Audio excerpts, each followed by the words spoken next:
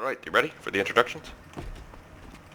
On a 1, a 2, and a 3. Hello, I am Conan of Nordic Chronicles, today with Kousei of Kousei's Adventures, to discuss the state of Guild Wars 2. Oh, whatever. We're here, and now we can begin. Kousei, what topics did you want to discuss? I know we have economy, living story, map currencies, Fractals, raids, outfits, armors, and just a little touch-up on WvW Spvp. Kousei, I'm starting. Let's begin with your topic. And begin. Oh, I got lots of topics to talk about, but I guess we can kind of start with why we wanted to do this. Oh yeah, whatever that whole. For me, it's kind of like what we do for our account tours. It not only can give everybody our opinion on the state of the game and stuff like that, so that somebody looking to potentially pick up the game could know what to expect, but you know, over time, if we make these once a year, so to speak, we might be able to grab. We might give ourselves, you know, go back and watch some of these, and then know, like, what changed. know exactly, be able to go, oh, like last year it was this year this is how it is. Yeah. Oh god, you bring back memories of the pain. One of the things I wanted to kind of touch on really quick, because I don't want to get too much into it, is raids. I really there's people on both sides of the argument for raids. Some people love it, some people hate it. Mechanically, I love them. I think they're exactly the kind of content that high-end PvEers need. The one thing I will say that I don't know if I completely 100% agree with right now is the 10-man part of it. Yeah, I think we can agree with. Yeah, I think you can make content hard and still make it 5-man and accessible to a lot of people and make it easy for people to group up that maybe don't have time to, you know, find a 10-man. Spend more of an hour on an raid or finding a group. I have no problem, actually. I'm glad you brought that up. I have no problem with content lasting forever. I mean, look what we did in GW1. Like, we would sit in having something last 2-3 hours. I don't have a problem with if I could quickly get into it. If I don't have to spend a half an hour to 45 minutes to an hour just trying to set up the party. We're not delving into Fractals yet. I was just about to say something about Fractals, but... I mean, it's a great segue. I mean, Fractals is kind of what they're trying to push. To me, though, it's just not there. It's not that high-level PvE content. It doesn't have the mechanic. Now, granted, the latest update did introduce some really great mechanics into Fractals, but I don't feel like they're at the point yet to where you could say they're the difficulty of the raids. Right. Which, to me, I think that's kind of where it has to go if you really want to call it high-level PvE content. I mean, it is in-game content, don't get me wrong, but for me to call it high-level PvE content, it has to be a lot more difficult than what Fractals is, because right now you can throw 5 Necromancers at Fractals and just fall asleep. After hearing your bleed ticks about Fractals and your Reaper, yeah, I agree. And after... I'm glad you got me into Warrior, which is accepting everything, but... Yeah, continue, on to the topic. So, I mean, I guess the last thing I'll say about raids right now is, I mean, really the only other thing that I've heard people complain about is, you know, the difficulty level of them right now, and really I don't think it's the difficulty level of the raids that is causing so many people problems. I think it's the fact that they don't appreciate how important team comp is in Fractals. Yeah. I mean, we have to find our own pug raids, and that our Veil Guardian fight, or Veil Guardian kill for me, that was actually my first experience with ever killing a freaking raid boss with a pug. But yeah, I mean, the other thing about raids though is it's interesting because they do move away from that whole mentality that ANET pushed for so long that anybody could do anything on any. You really can't in this scenario. Like the soft trinity is really prevalent in raids. Like you need a tank, you need a healer, you need that DPS. I mean, you can mix up some classes on there, but as long as you have to have that comp down, or you're really gonna have problems. And I don't think. I don't know. Oh, nice. nice rare. I think there is some, there's definitely some margin for error in the raids if you have the comp correct. I mean, you want rotations and you want all that to be spot on, but I mean, you got people in the community doing it in masterwork gear that just proves that your rotations don't have to be perfect because you're losing DPS just by doing it in masterwork. But at least we know it's possible. Yeah. But I mean, you mentioned Fractals, so to kind of touch on Fractals, I really do like where Fractals is going, if this is where they're going to continue to bring it. More mechanical than just basic health dumps like most of these enemies are. Like the ones we're fighting? like basically what Bloomhunger was before the update, right? Because Bloomhunger was just, oh god, just beat on me for like 15 minutes. And... Poor old Bloomhunger. Yeah. He deserved that change. So, I mean, I really like where they're going with Fractals. I mean, I think it'll take time, but hopefully they continue to update Fractals the way they are right now. And I can't wait to get T4. God damn, I'm jealous of you. All your T4... golden fractal weapons, all your ascended armor. I'm very jealous of you. T4 does introduce an interesting thing for me right now, in that my main is Guardian. And I'm having to be forced to play Necro a little bit more strictly because of what's going on right now with the meta. And I think this one is a mechanics enforced meta. Finally, it's not so much the community this time that has said like, oh, these classes are great. And granted, like Necros right now are super powerful inside of they're pretty much powerful in almost every game mode. They kind of are. We could talk class.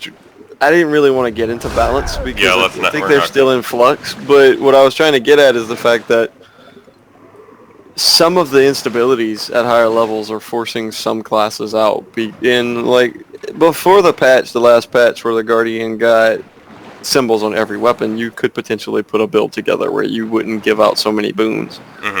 It's not really going to be super important to not drop boons and things like that. I mean, it is, the instability only works like once every 10 seconds or something like that, but it's still where certain classes that do drop a lot of boons, Guardians specifically, are kind of frowned upon.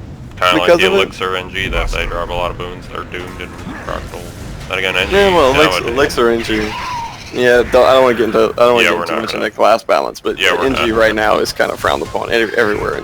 But I love NG. That's my main. Well, we're talking PvE anyway right now. Yeah. Let's continue. But I mean, that's really it for Fractals right now. I mean, they're in a really good spot. I mean, the only thing I say is, please give us the Abaddon Fractal that we never got to see. Please, God.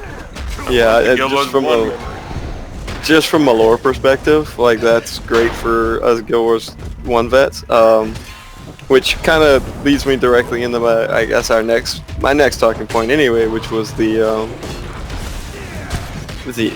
lore and Living Story in general. Living Story 3 for me has been a continuation of what Hot gave us, as far as really good storytelling. I'm on the same lines as everybody else, and I completely agree with everybody else that Hot really should have given us more, but I can't fault the quality. The content they gave us and the lore they gave us was basically what the GW1 vets have been asking for since before the game launched. Being a vet myself, well, somewhat vet, not as long as a vet as yourself, but you know. Yeah, like, I had this conversation with a friend of mine, about a week ago actually now, and it was basically our lorehound? No, not our lorehound. This is another friend of ours.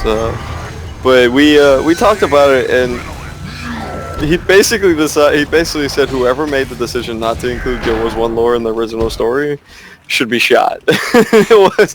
I think I can agree with that sentiment. A little violent, but I can agree with it. And that was his quote, but it was, completely, the mentality behind it was I think was spot on, because why did they go away from that lore in the first place? Because everyone's loving it now. No idea. Maybe because they want to appeal to new players.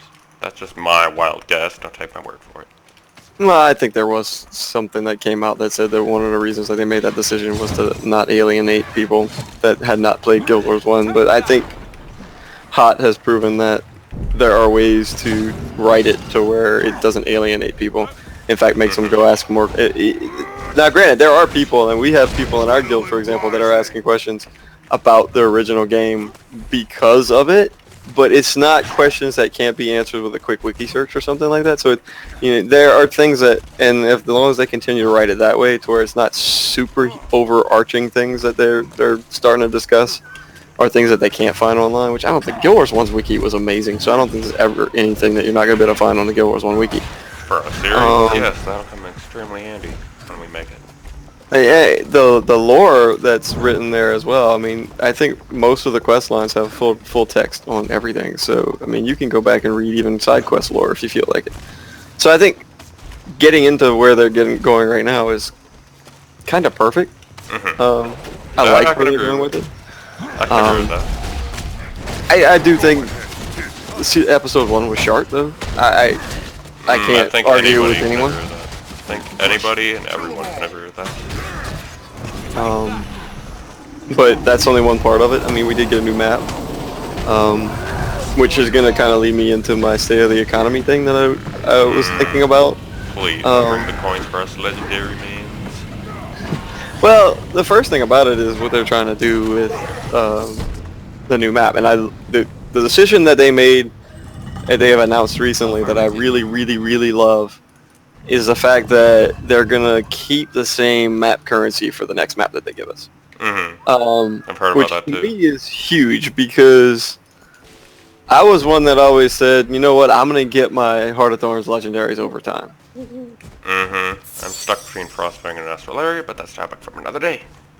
Well, like mine, for example, is Nevermore, right? Like, when they released what they did, my first thing was, okay, I'm going after my Fractal back piece. So I got my Fractal back piece. And my next thing was, okay, I'm going to start looking at, some of the other legendaries now. What's my next goal going to be in game? Well, you the back piece, but yeah, continue.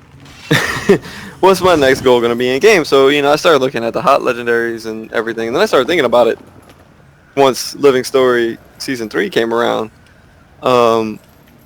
People that haven't gotten the legendaries they want from hot, and that's very true. When you start talking about the currencies that you need from those specific maps, because it's already becoming a bit of an issue to find players in maps at specific times. Like one of our guild members, Kendu, who's struggling for Chuka.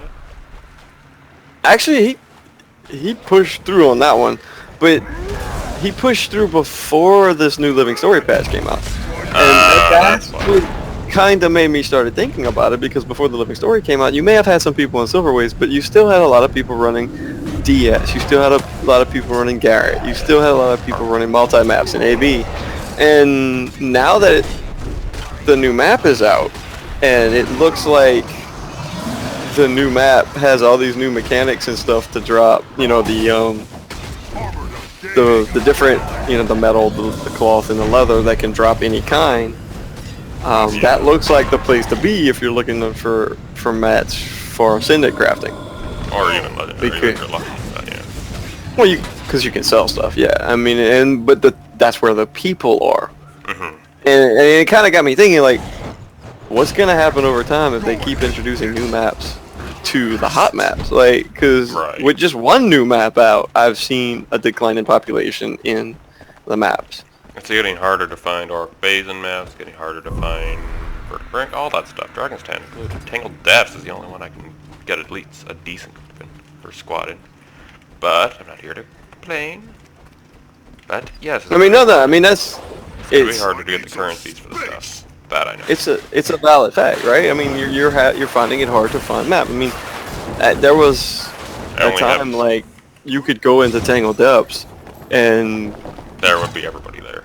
You find people doing the events, and no matter what time it was, whether it was around the Chuck Garrett or not. But now, if you're not going to find people in those maps if they're not doing Chuck Garrett.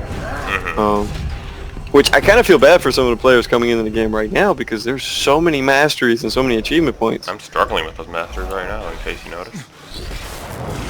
Well, and a lot of them are tied to doing the events for we keep talking about Tango Depths, but a lot of them in Tango Depths are tied around doing exactly what we were talking about, going in, doing each path of the events. It's The very ogre. sad. It is. So I'm hoping they do something to bring people back into those maps. But yeah, it's a very sad topic. Depressing topic. Well, it's the state of the game, though. I mean, that's how Yeah. the game's progressing right now.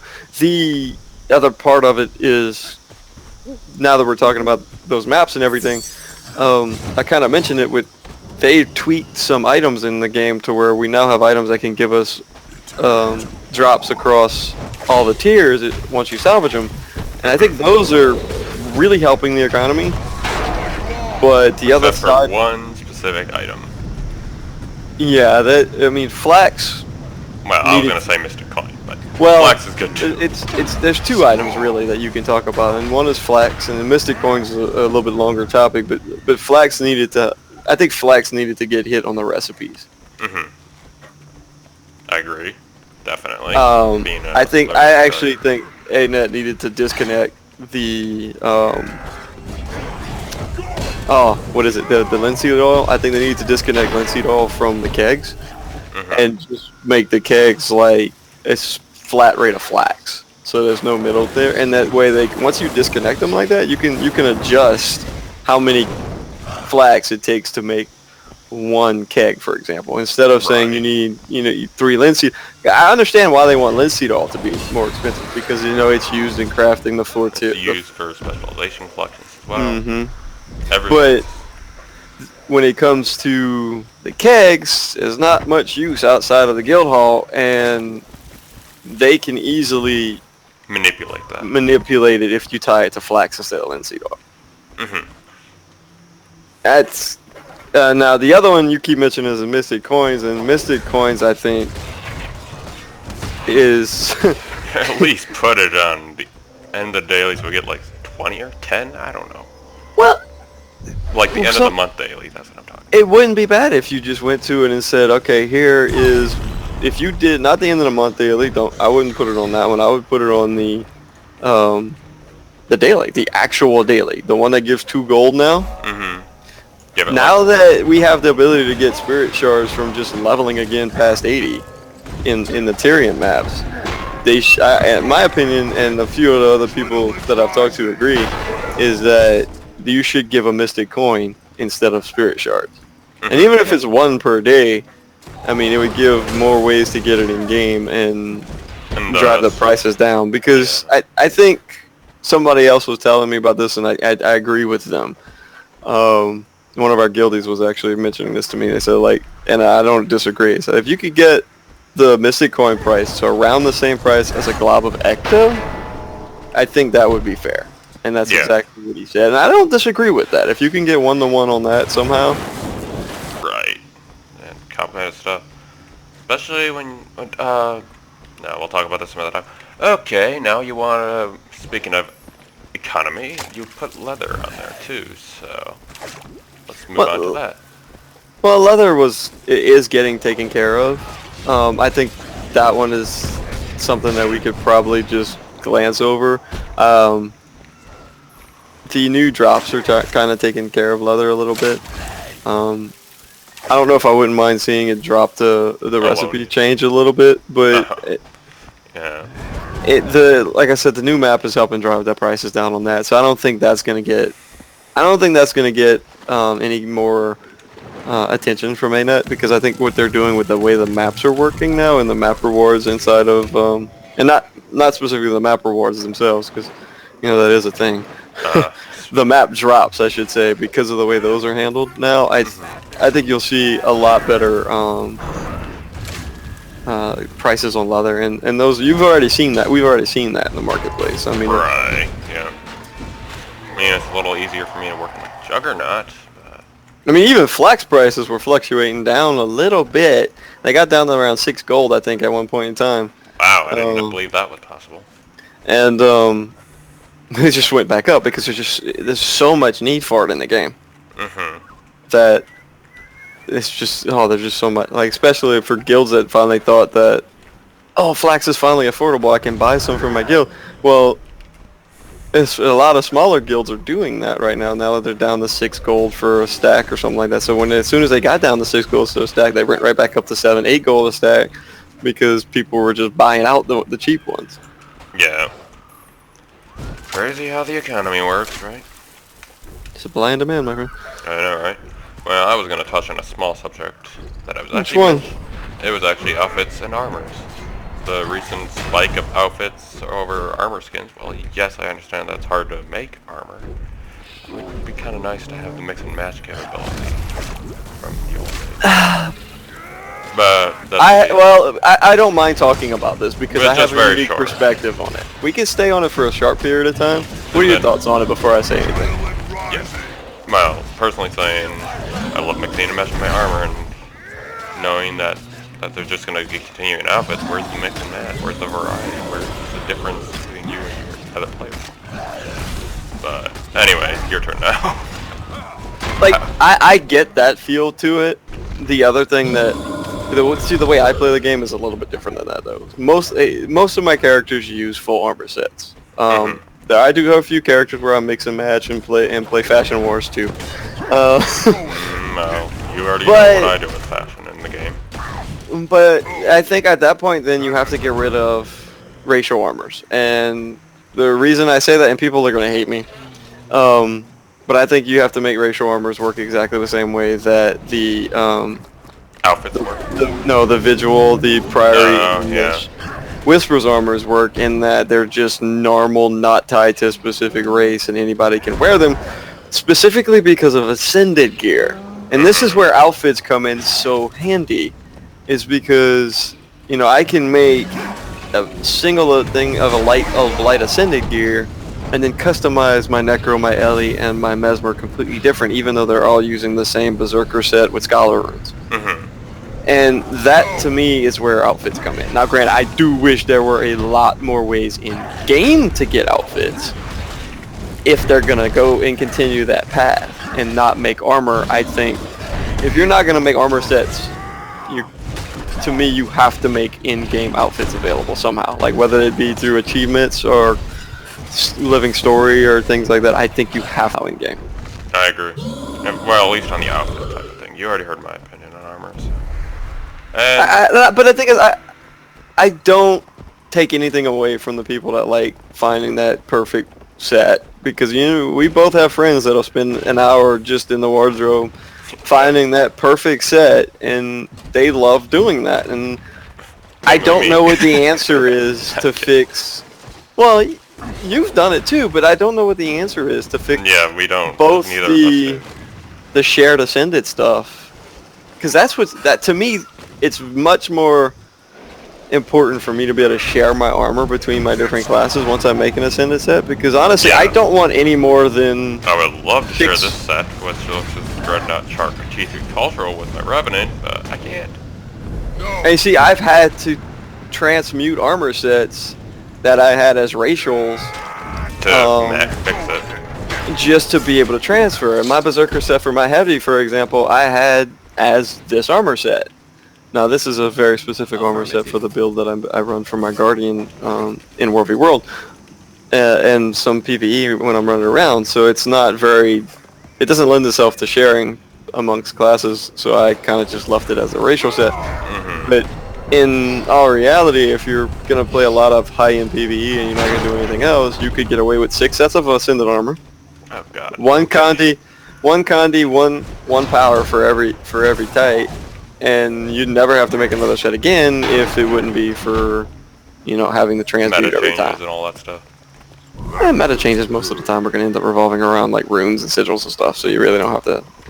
And with the fact, well, what the other thing is, like, with the fact that you can switch stats now on an Ascended so easily, and it's so cheap to do it in the grand scheme of things, that 2 sets of Ascended armor per armor class type. So.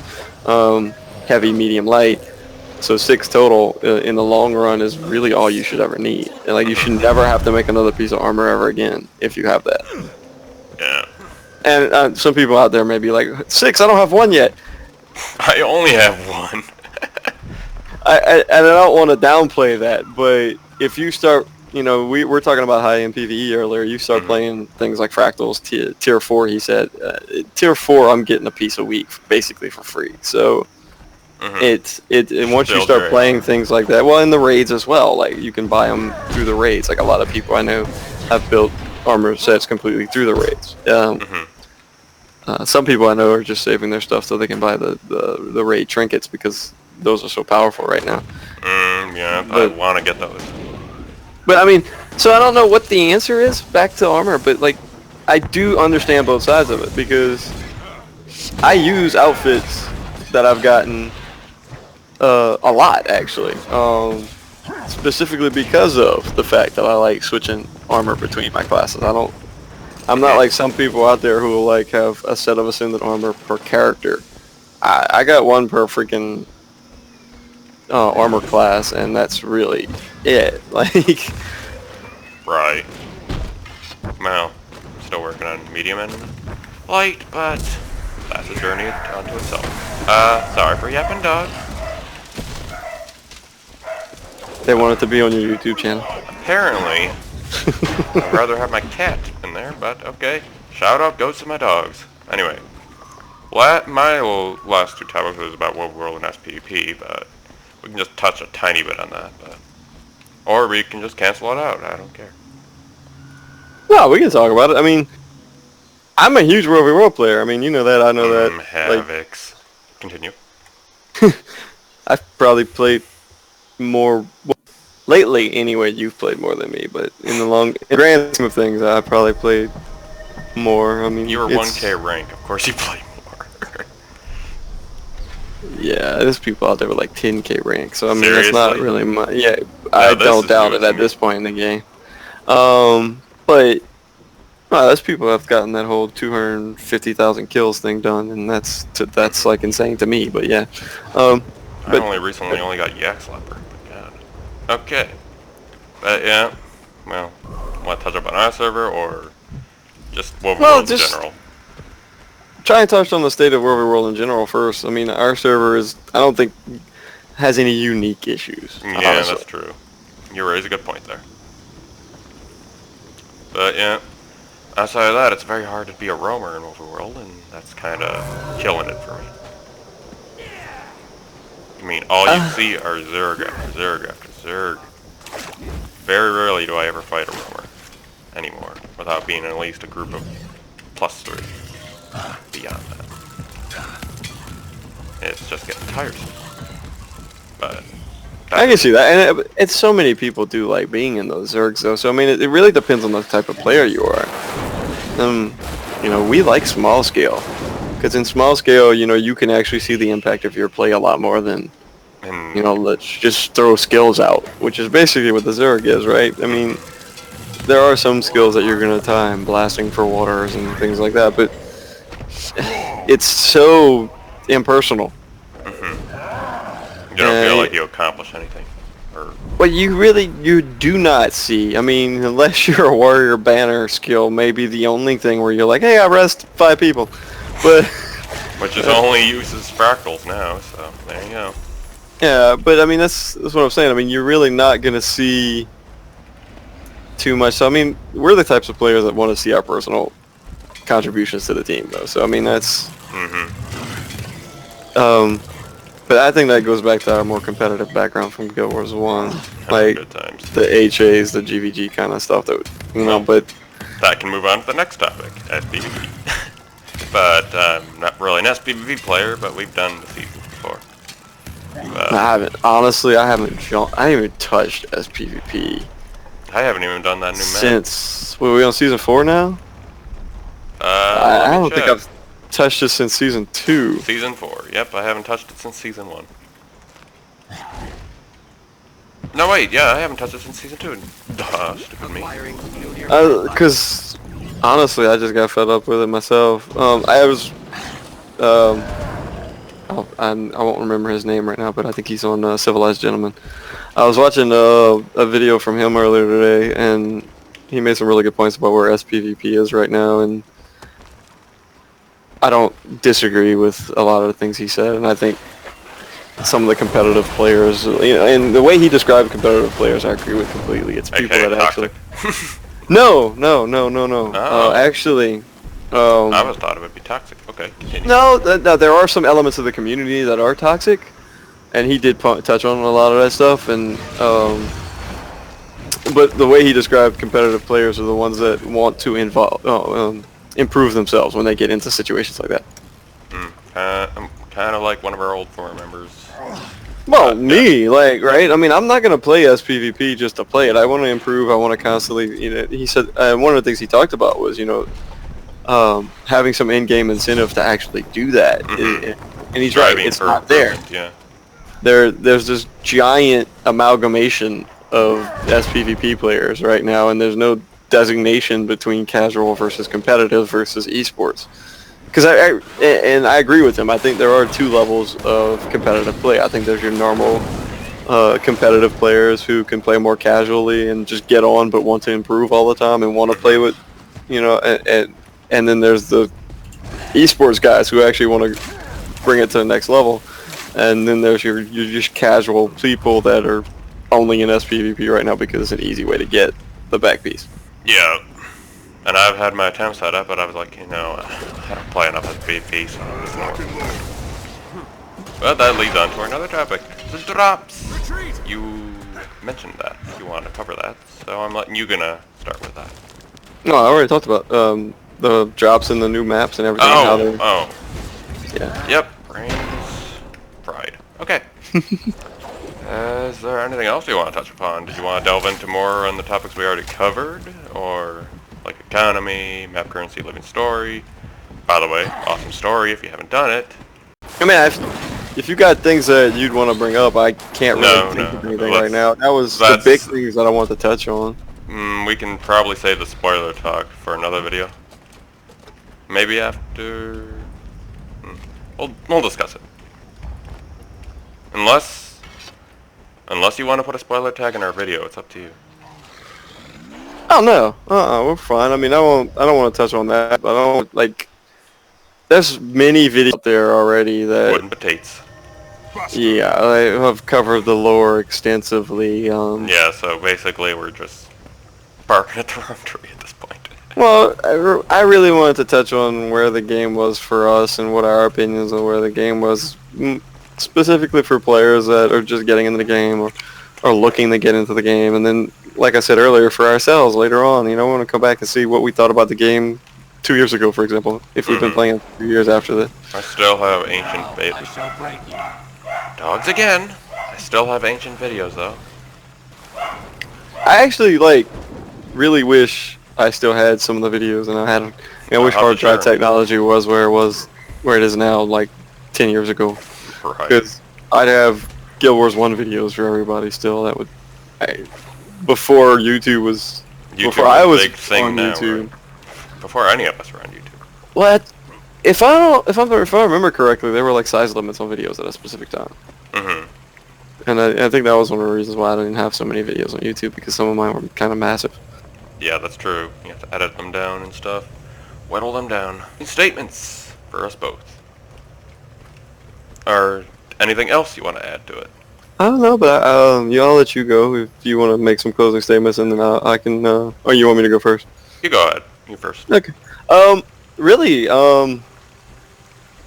we talked about a lot. I mean, but I probably wouldn't say some of the things I'm saying if I didn't want the game to be more successful.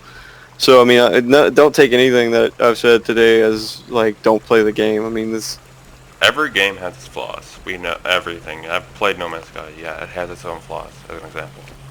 Anyway, continue. Yeah, and I just wanted to say, to make everybody know, we still do love the game. Oh, absolutely. This is my only game that I'm playing right now, and I still have many goals in the game. I've just about 21,000 AP right now, and I'm only at 60. Still have many goals in the game. So just to give people gauge right there, We're still going strong, both of us. But there are things that we acknowledge could be done better. And not just that, but we also wanted to say, okay, this is how everything's working, this is what's good, this is what's not. And recently we started going back to dungeons just to goof off, like. Yeah, it's kind of... No, dungeons are okay. I have no issue with them, but yeah, I agree. I mean, yeah, every game has its flaws. And this is coming from a guy who grew up with games. Every game has its flaw. Every game is not made perfect. If you want to find a perfect game, you won't find them in the community. And that's... Is there anything else? That I didn't cut you off from your closing statement, did I? No, I mean, that's fine. I did lose my train of thought, so, but... Sorry. I got carried away. No worries. It's, we just wanted to make sure everybody knew exactly what it was and where it is right now, and kind of not sugarcoat anything, because, I mean, I love the game, but trust me, I'm not going to sugarcoat it. As with anybody who loves the game, sugarcoating is probably not the right thing to do. Buttering up to something. If it's intended, anybody who does butter up to their game. We acknowledge that. That's fine. Anything else? Or is that the end of your closing statement? No, go ahead. Alright, well, as continuing off what I was saying, from accidentally cutting your train of thought, my apologies. But, yeah, other than that, every game has its flaw, and speaking off what Kousei said, this is his only game to play. I've had my own share of games. You've probably seen it in the channel. Third Week, for example, all that stuff. But really, the game I always go back to is always going to be Guild Wars 2, because this is the game where I found my best buddies, I guess you can call it, best buddies, best groups, MKS. So. And of course, I don't want to trade that for anything in the world. So, yes, the game has its flaws. Could be better, but developing a game is hard. We simply know that. But I do love this game. And no more sugarcoating. That's my closing statement. I hope it was decent. I'm not the best at closing statements. Thank you so much for watching. If you enjoyed this series, please do leave a like, and if you would love to see more, do leave a subscribe. Thanks for watching, and stay tuned for these shoutouts which will appear in the annotations above.